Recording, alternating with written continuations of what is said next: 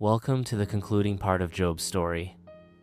Recall from the previous episodes that Job had once been wealthy, respected, and surrounded by a loving family. But then, everything changed. Job lost his children, his wealth, and his health. His body was covered in painful sores, and his heart was full of grief.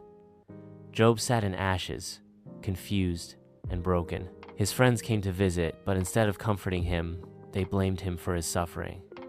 Job didn't understand. He hadn't done anything wrong, and so he cried out to God, asking for answers. A great storm began to rise. Winds howled, clouds swirled. A bright light broke through. Then, suddenly, God answered Job, not in a whisper, not in silence, but from the heart of a mighty whirlwind, saying, "Who is this that questions my wisdom with words without knowledge? Stand up like a man. I will ask you questions, and you must answer me. Where were you when I laid the foundation of the earth? Tell me, if you know so much. Who kept the sea inside its boundaries when it burst from the womb? Have you ever commanded the morning to appear and caused the dawn to rise in the east?" God's voice rolled like thunder. He reminded Job of his power, how he made the oceans, the skies, the animals, the stars. He showed Job that there were mysteries in creation too great for any human to understand. God continued to speak, saying, "Do you know where the snow is stored, or where I keep the hail? Can you guide the stars or control the lightning? Who gives wisdom to the heart and understanding to the mind?" Job fell to the ground, humbled, his eyes well up with tears. Then he replied politely, saying, I spoke of things I did not understand, things too wonderful for me to know.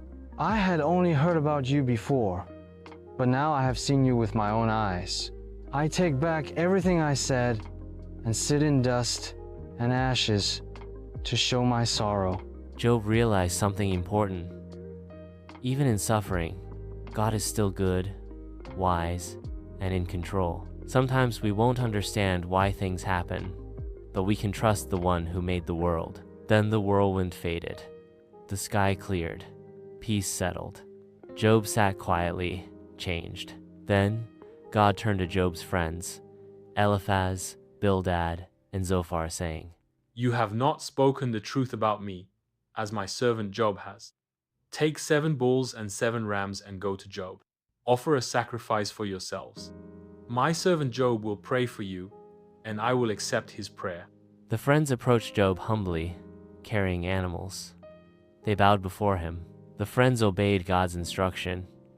And Job, despite all they had said to him, forgave them and prayed, saying, Lord, forgive them. Show them mercy. And God did. Then something incredible happened.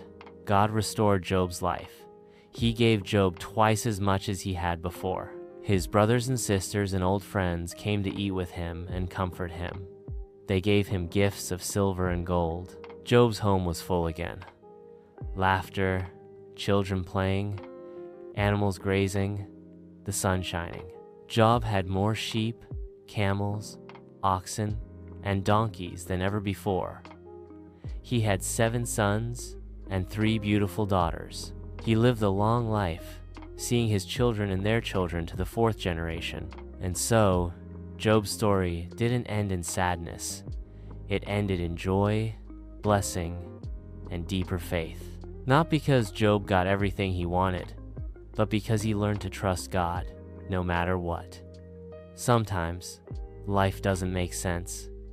We may go through storms we don't understand, but like Job, we can hold on. Because even in the whirlwind, God is with us, and He is always working for good.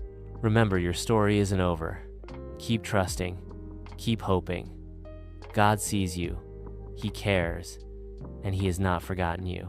That was how Job was restored many times better than before. And this is the concluding part of Job's story. Thanks for watching. For more of such inspiring Bible videos, please subscribe, like, and share. Bye for now.